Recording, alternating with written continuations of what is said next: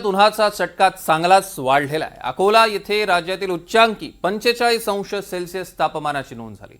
आज कोकण आणि विदर्भात दमट हवामानासह उष्णतेची लाट येण्याची शक्यता आहे। दक्षिण मध्य महाराष्ट्र, मराठवाड्यात वादळी वाऱ्यासह पावसाचा अंदाज आहे। येलो अलर्ट देण्यात आला आहे।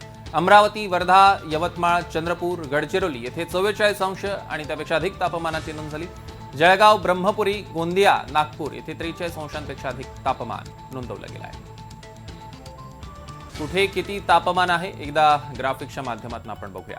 अकोल्यात 45.60 अंश सेल्सिअस, अमरावतीमध्ये 45, नंदुरबार 44.70, चंद्रपुरात 44.20 तर मालेगावात 43.4, वाशिममध्ये 43 अंश सेल्सिअस।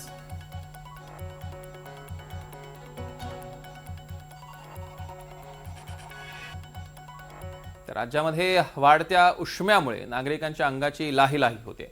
राज्यातील अनेक जिल्ह्यांमधील तापमान 40 अंश सेल्सिअसहून अधिक आहे। वाढत्या तापमानामुळे आतापर्यंत 39 जणांना उष्माघाताचा त्रास झालाय। मार्चमध्ये फक्त 7 जणांना उष्माघाताचा त्रास झाला आणि एप्रिलमध्ये ही संख्या थेट वाढली 32 पर्यंत। अकोल्यामध्ये सर्वाधिक 11 रुग्णांची नोंद। उष्णतेचा पारा अधिक वाढण्याचा अंदाज आहे।